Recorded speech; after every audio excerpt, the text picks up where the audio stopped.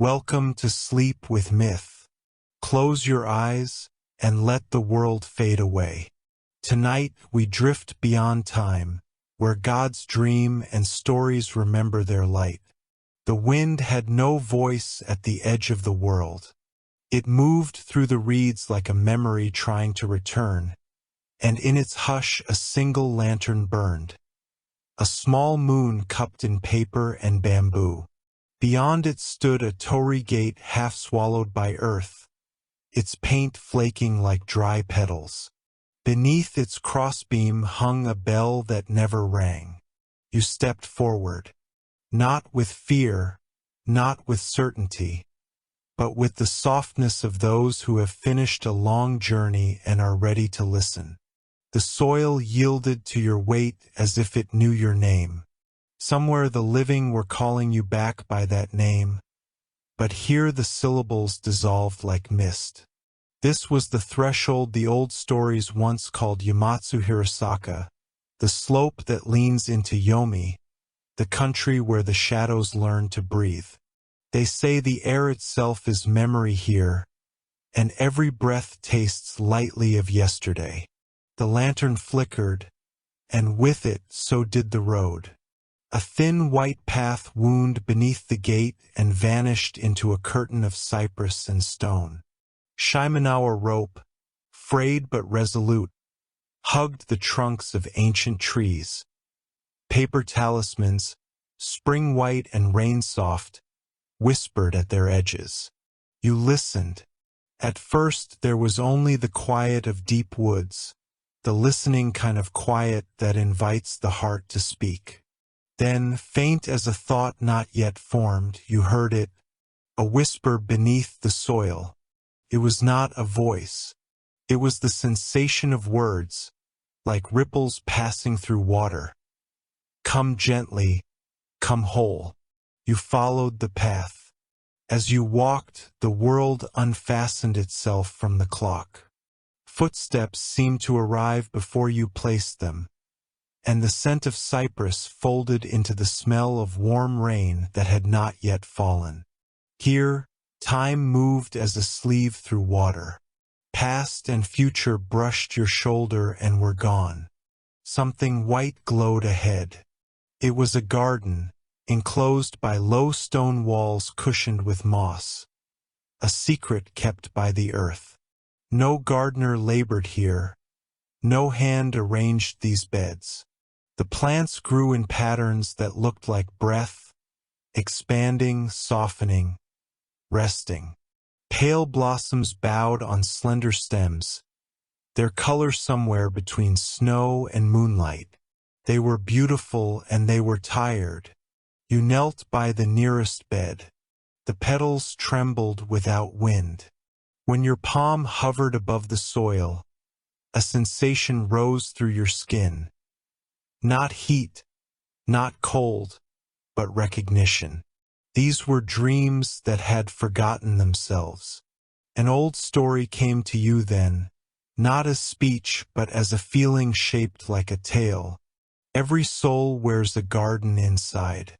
What is watered by kindness blooms in life. What is starved by haste, fear, or silence slips under the soil. And if the soul cannot carry it any longer, the earth keeps it here, in Yomi's gentle half-light, so that nothing precious is ever truly lost. You reached toward a bloom whose white held a faint blush, like dawn trying to return. When you touched its stem, a room lifted around you, a room of the living, familiar in a way you could not place. There was a window with rain on it and the shape of a hand reaching for yours. Then the image folded as the flower released a sigh you felt in your throat. The garden was not a museum. It was a lullaby. On the far side of the mossed wall, a stone path bent toward a small pavilion. Its roof was stitched from cedar bark. Its pillars were smooth with the passing of many hands. A basin of dark water rested before it. Above the basin hung a ladle carved from a single piece of wood, its handle worn to a soft sheen. You lifted the ladle and poured water over your fingers. Felt like remembering how to breathe. A ripple moved across the surface and did not stop. It traveled past the basin and along the ground, through the flowers and out toward the deeper trees, as if seeking someone. When you set the ladle down, someone stood there. She did not appear so much as arrive from the corner of your attention. A woman in garments the color of evening, her hair bound with a simple cord, her eyes clear as the belly of a bell just before it rings. There was no crown on her head, no blade at her side, only a presence that made all the branches relax. "You have walked kindly," she said. The sound of her voice felt like a hand warmed between two hands. "Yomi opens differently for those who do not hurry." "Who are you?" you asked, and you were surprised that your mouth could still make questions, that you had not dissolved completely into listening. "A gardener," she said, and the word rang softly in the pavilion, as if it knew more than it told. "I keep what the living cannot carry and what the dead must remember gently." "Is this the end?" you asked. Her smile held a river's patience. "Endings are only shapes our fear takes when it cannot see the curve of a path. Yomi is not punishment. It is a harbor for unfinished weather." You looked back at the garden. A breeze that wasn't wind tipped the flowers, and images rose and dimmed like fireflies. A song left unsung, a letter never sent, a door almost knocked upon. None of them hurt. They were simply soft and true. "May I take one?" you asked, startled by your own impulse. "If you pluck it, it will sleep," the woman said. "If you breathe with it, it will open." So you sat. You closed your eyes as she did, and together you drew a slow breath that seemed to begin in the stone and end in the sky. The blossom nearest you stirred, petals parting with the delicacy of an apology accepted. Within it lay a small warmth, scarcely larger than a word. "What is it?" you whispered. "A promise," the gardener said. "The kind you made to yourself and misplaced. Here, it remembers you." The lantern by the torii flared once, though no flame fed it. Night had not fallen. It had arrived as a companion rather than a curtain. In the pavilion, the gardener lit a single stick of incense. Its smoke rose like a path drawn in air, thin and patient, toward the trees. "When the living speak your name," she said, "the smoke knows how to find you. When their silence is heavy, the flowers lean closer to breathe for them." You wondered how many names this garden had held, how many promises it had warmed back into the shape of morning. "Will I forget?" you asked. "In this place, only what is heavy enough to sink," she said. "What floats is what you carry forward."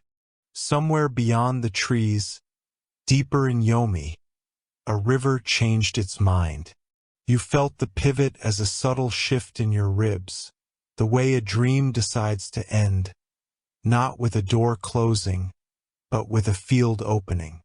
The gardener turned toward that unseen current and nodded, as if greeting an old friend. "It is time to walk the silent path," she said. You stood, and the garden breathed with you, a hush like the end of rain. "Will the path be dark?" you asked.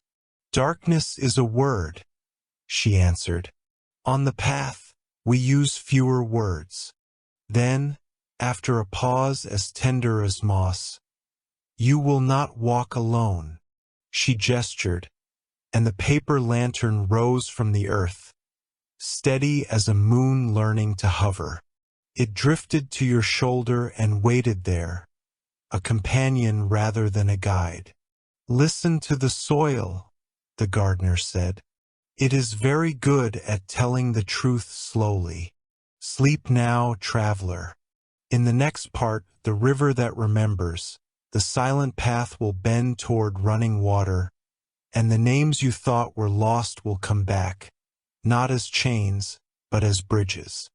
The soil hummed softly beneath your feet. Each step along the silent path sounded less like motion and more like memory returning to its source. The paper lantern floated at your shoulder, its light pale and patient. A glow that did not push back the dark but taught it how to rest. The trees leaned close as you passed, their bark smooth as old skin, their roots drinking quietly from unseen streams. Somewhere below, something vast and slow-breathed, not with lungs, but with the rhythm of water turning over in sleep. After what felt like both a minute and a century, the path opened into a valley of mist. Here, the air shimmered faintly, as though woven from sighs, and at its heart lay a river wide, glassy, and still, flowing without sound. It did not move toward any sea. It moved toward remembrance. The gardener's words echoed faintly in your chest. Listen to the soil. Now it was the water that spoke, not in language but in feeling. When you knelt and touched its surface, it felt like touching thought itself. Ripples formed around your hand, and for a heartbeat, the water reflected not your face, but 1,000 fragments of other faces, laughing, weeping, waiting. They flickered like the petals in the garden, each one carrying a name once spoken aloud. You leaned closer. The river had no current, yet something deep beneath it pulsed like the rhythm of a heart remembering too much. A voice, gentle, feminine, older than any age, rose from the mist. You have come to the river that remembers. You turned, and there she was again, the gardener of Yomi, standing on the water as if it were earth. Her feet made no ripples. Her eyes held the gray-blue calm of moonlight passing through clouds. Every sorrow left unfinished, she said, comes here to learn its shape. What does the river remember? You asked. Everything that was loved, and everything that was meant to be forgiven, she answered. It does not judge. It only remembers, because forgetting too soon is another kind of death. She gestured toward the surface, and the lantern drifted forward, its light expanding. The mist parted slightly, revealing shapes moving beneath the water. Not bodies, but echoes. You saw a woman sitting by a doorway, her hands folded, waiting for someone who never returned. A child releasing a paper crane into a stream. An old man whispering to the wind as if it were an old friend. Each vision shimmered, then folded back into the current. None of them were trapped. They were simply resting, like dreams that had done their work. You may give something to the river, the gardener said. Not what you wish to keep, what you no longer need to carry. You closed your eyes. Between heartbeats, a weight stirred in your chest. An old ache you had mistaken for yourself. A regret without edges. A voice that had whispered, too late. You cupped your hands, and when you opened them, a small shape of light floated above your palms. A memory softened by time. You did not speak it, You only offered it. The light drifted down, touching the surface. It did not sink. It melted. The river rippled once, and a sound rose from it, like the sigh of someone finally remembering a song's last note. What happens now? You asked. It becomes part of the water, she said. And someday, when the living cry without knowing why, this river will answer through their tears. That is how Yomi speaks to the world above. You listened. The water was no longer silent. It was full of voices, each one gentle, each one letting go. Then, faintly, you heard your own name, spoken not in sorrow, but in recognition. You remember me, you whispered. The gardener smiled. Everything remembers something, she said. Even you. She turned toward the far bank. There, through the mist, you saw faint steps carved into stone, leading upward, toward a pale horizon. The path continues, she said. Beyond this river lies the bridge of breath, where memory becomes meaning. Will I see you again? Yomi keeps its promises, she said. When you understand what must stay and what must flow, I will meet you at the bridge. You bowed. The lantern dimmed, its light drawing close to your heart, and together you stepped into the mist, the river's whisper following like a lullaby. The water behind you shimmered one last time, and the surface became still, holding your reflection as part of its endless remembering. The mist thinned until it became nothing more than cool patience on your skin. Somewhere behind you, the river that remembers settled into a hush that sounded like gratitude. Ahead, stone steps rose from the fog the way thoughts rise from sleep, slowly, without demand. The lantern hovered at your shoulder, smaller now, as if learning to conserve its light. You climbed.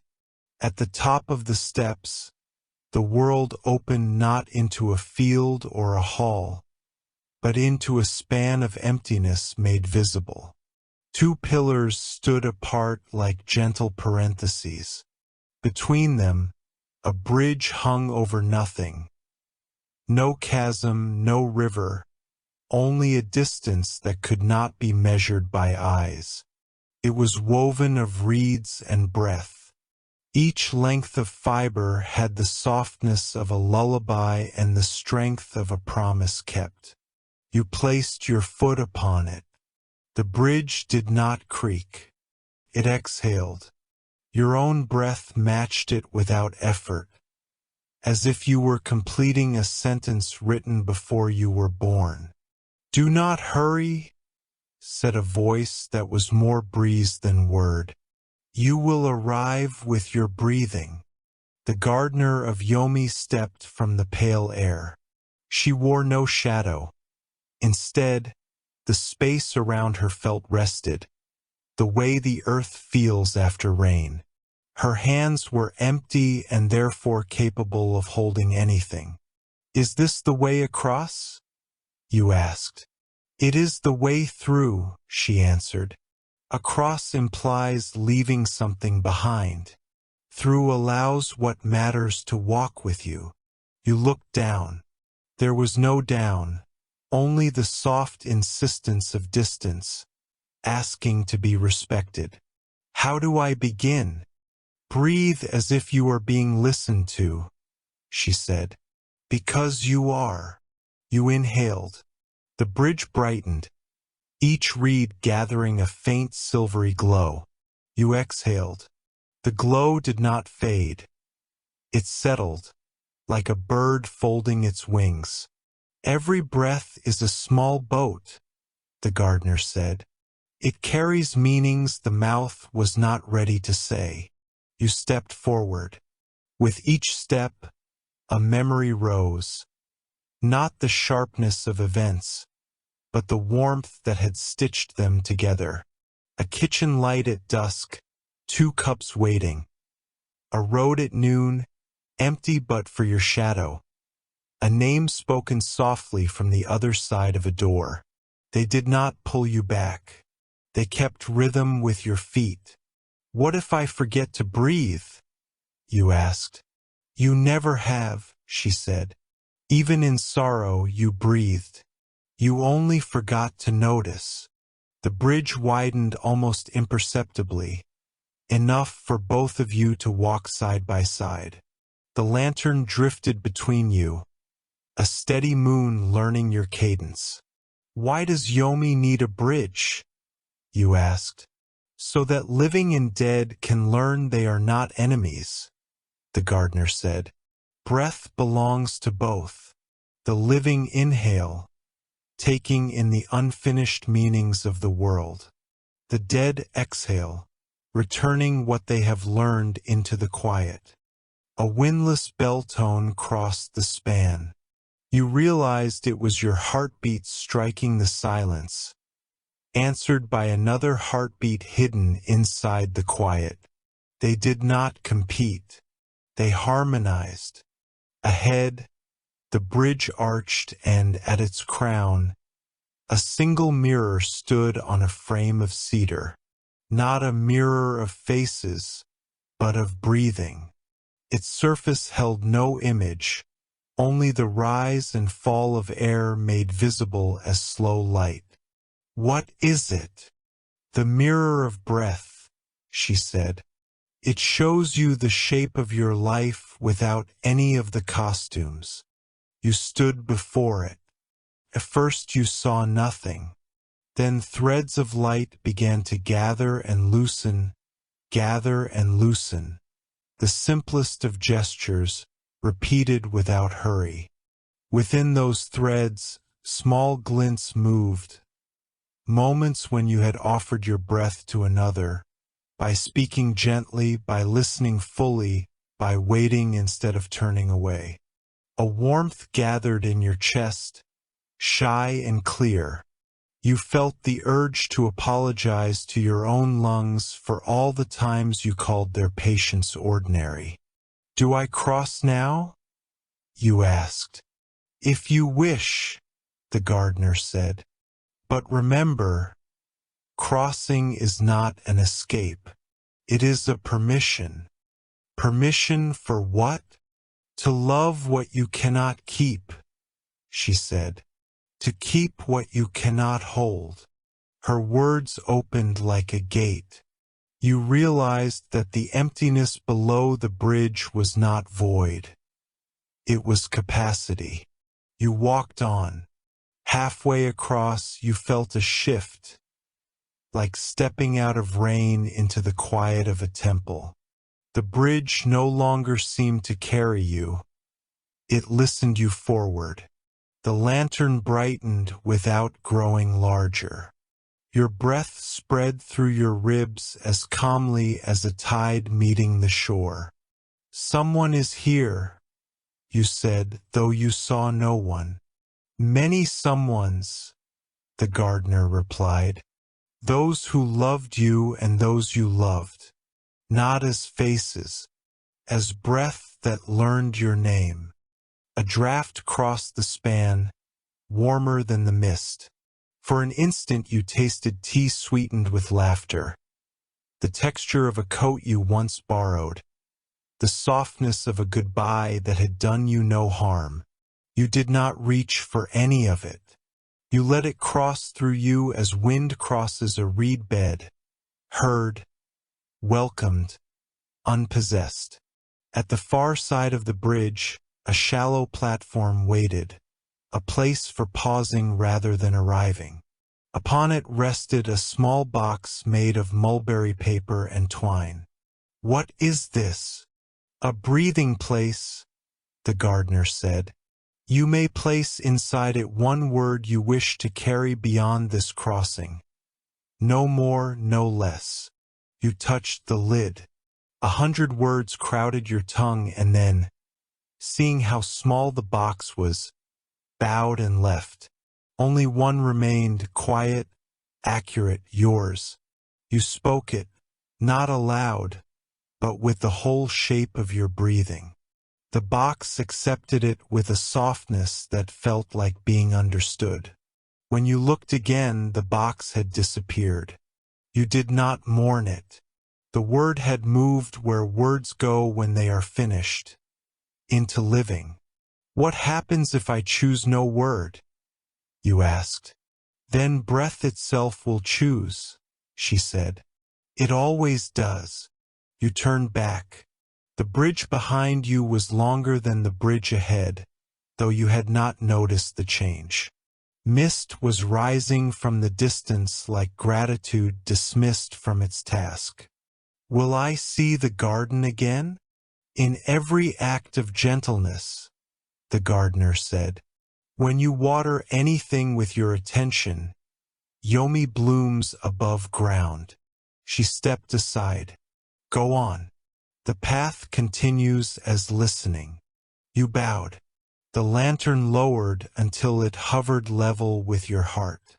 You inhaled and the bridge grew light beneath your feet. You exhaled and the far platform accepted you. On the other side, the air smelled faintly of cedar and clean rain. Somewhere a river revised itself into song. Somewhere, in a world of clocks, a person would pause for no reason and feel a little less alone. You turned to thank the gardener, but the space she had filled was now the exact size of your next breath. You took it, and the taking was a blessing. You stepped from the bridge, and the world inhaled with you. The air was no longer mist nor wind. It was memory rearranged into form. At first, it seemed you had entered a city built of fog and echo. Streets unfolded like gentle labyrinths, lined not with houses, but with silence. Every structure shimmered faintly, as though made of breath that refused to disperse. You walked. Your lantern glowed softly at your side, not to light the way, but to honor it. Beneath your feet, the stones were inscribed with faint lines of script, written in a language you did not recognize yet somehow understood. Each mark was a name. Each name was a life. The city of quiet names had no sky. Its ceiling was made of slow-moving clouds that glowed with pale silver, like moonlight filtered through time. In that dim radiance, the air hummed. It sounded like thousands of heartbeats, asleep but awake enough to remember love. You came upon a plaza where a tree grew through stone. Its trunk was pale as bone, its leaves translucent, whispering with every unseen breeze. At its base, you saw petals made of light, folded and fading in rhythmic pulses, as though breathing. A figure knelt by the tree. Her hands moved with reverence, touching each glowing petal before letting it fade into the ground. It was the gardener. "You've come far," she said without turning. Her voice was like rain on still water, a circle widening, endless but calm. "What is this place?" you asked. "The city of quiet names," she replied. "Every soul that has ever been spoken of, remembered, or loved passes through here. Even those forgotten?" She looked up.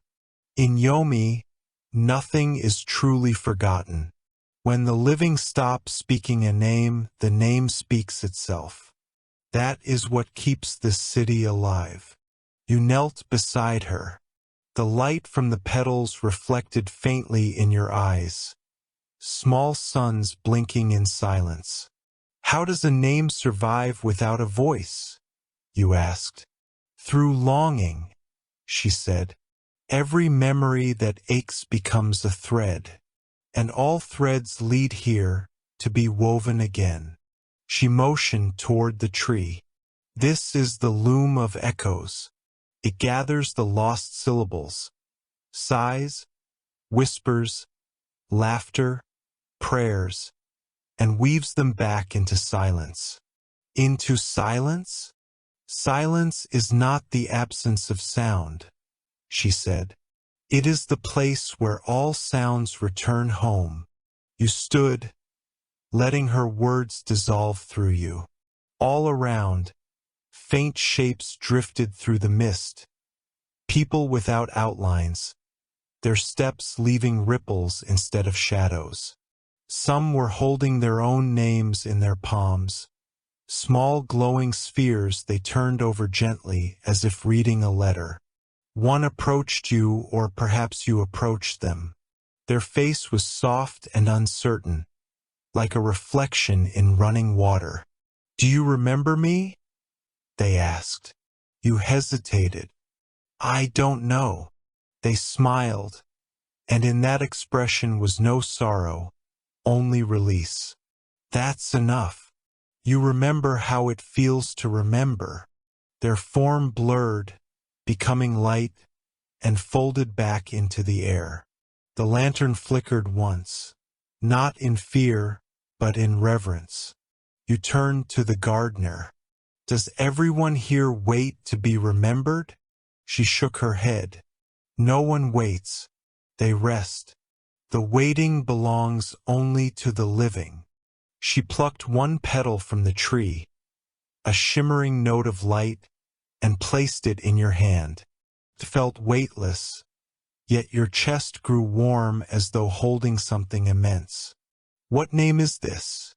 you asked. "Not a name," she said. "A remembrance of gentleness." They are often confused. The petal pulsed once, then melted into your skin. For a moment you felt another breath within yours, quiet, familiar, forgiving. The city began to change. The mist thickened.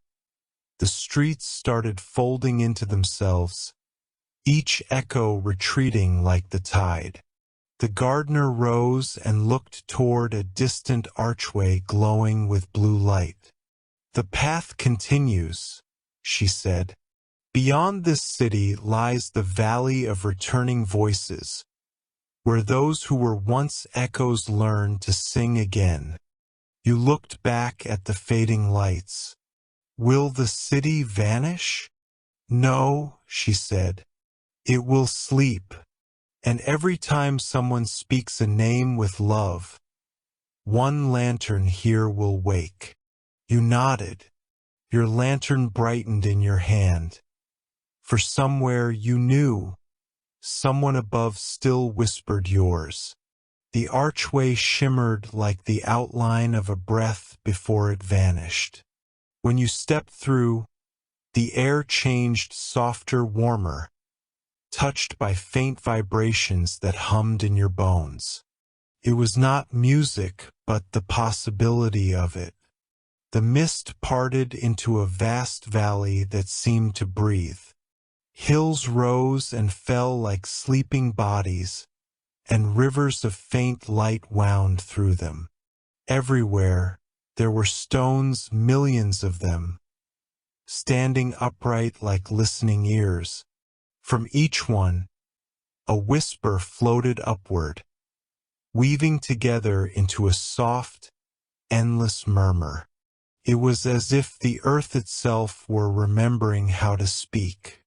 You walked slowly between the stones. Your lantern pulsed gently with each sound, resonating like a heartbeat that had learned harmony. Some voices were soft and distant, some trembling and near. None of them begged. None of them wept. They simply wanted to be heard once more before becoming quiet again.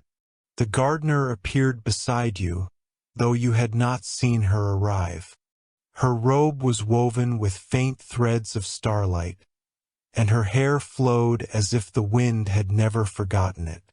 "This is the valley of returning voices," she said. "Every silence, when ready, comes here to remember its own sound." "What do they say?" you asked. She smiled faintly.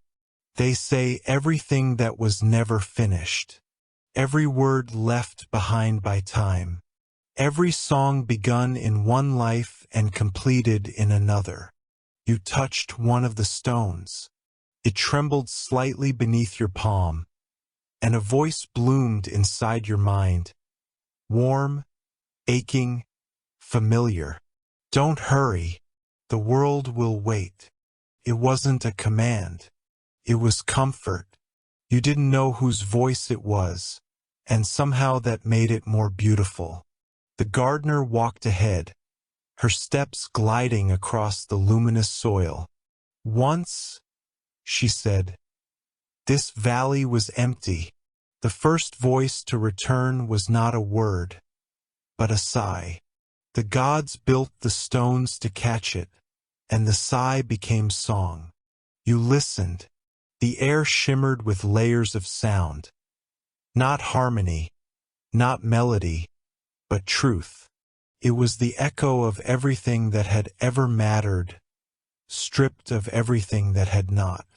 You closed your eyes, and the whispers gathered like wind through reeds.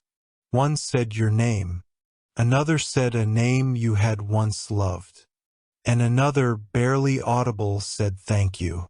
The lantern brightened suddenly. Around you, the valley's light rippled, and for a moment, the whispers aligned, forming a single rising breath. "What's happening?" you whispered. "They are learning you," the gardener said.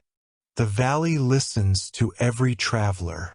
It gathers your voice, your silence, your rhythm, and teaches the world to remember it when you are gone."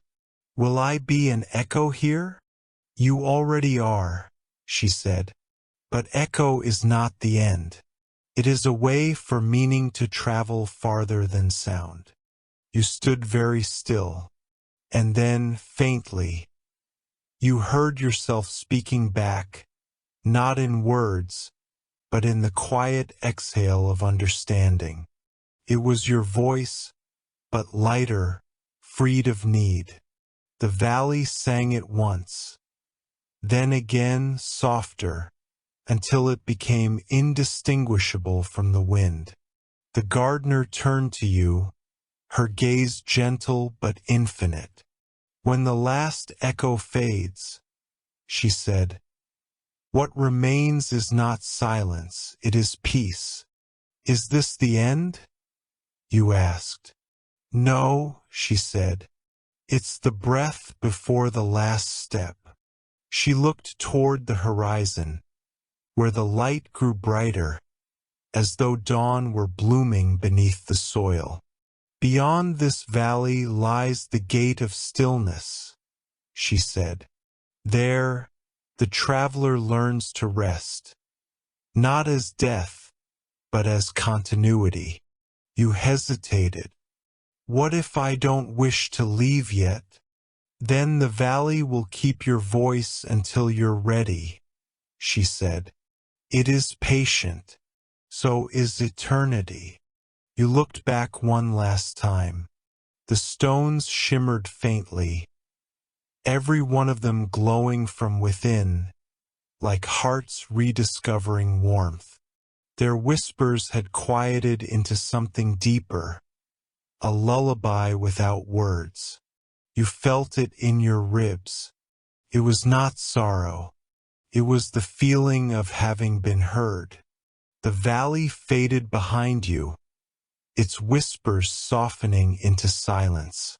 What remained was not emptiness, but calm, a hush vast enough to hold all the echoes that had ever been.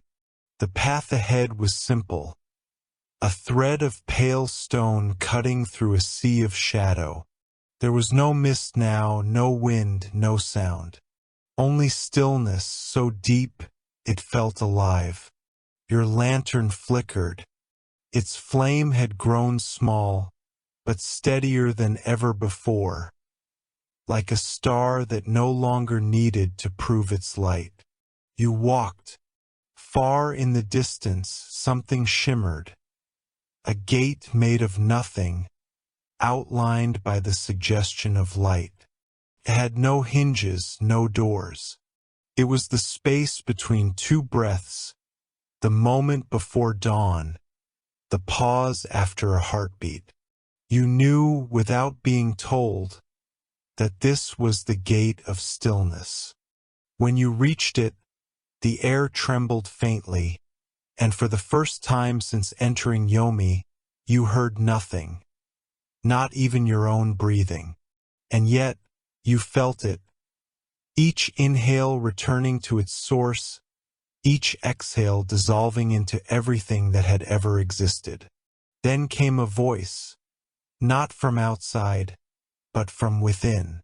It was the gardener, though she did not appear. She was no longer a figure standing beside you, but a presence threaded through every breath. "Traveler," she said, "you have carried light through shadow, memory through silence, voice through forgetting. Now you must learn to rest, not as ending, but as continuation." "What lies beyond the gate?" you asked, though you already knew the answer. "Nothing that can be named," she said. "Everything that can be felt." The lantern brightened. It did not flare or burn. It blossomed, like a flower unfolding in reverse, returning its petals to the night. Its light drifted upward, becoming a soft cloud of gold that hovered over your heart.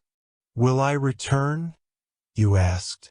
"All things return," said the voice, "but never as the same."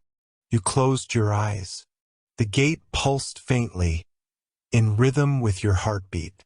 Then, the air shifted not forward, not backward, but inward. You felt yourself expand and dissolve, like a sigh finding its place in the wind. Suddenly, you were everywhere. You were the garden, roots deep in the soil of remembering. You were the river, flowing gently through the quiet. You were the bridge, breath crossing itself without separation. You were the city, names resting peacefully beneath the sky. And you were the valley, voices fading into peace, still alive in the air of the world above. And through it all, you were the silence between these things, not absence, but completion. The gardener's voice returned one last time, softer than light, older than time. "Do you understand now?" "Yes," you whispered, though no sound came. "Then rest," she said. "The story remembers you." The gate opened, or perhaps it simply stopped needing to be closed. Light and shadow folded into one another, creating a horizon that was neither here nor there. You stepped forward. There was no motion. There was no sound. There was only stillness. And in that stillness, everything began again. Thank you for listening to Sleep with Myth, the garden of forgotten dreams. The tale of Yomi and the silent path has come to its end. But in every quiet breath, in every fading dream, Yomi blooms once more. Good night, traveler. Fog.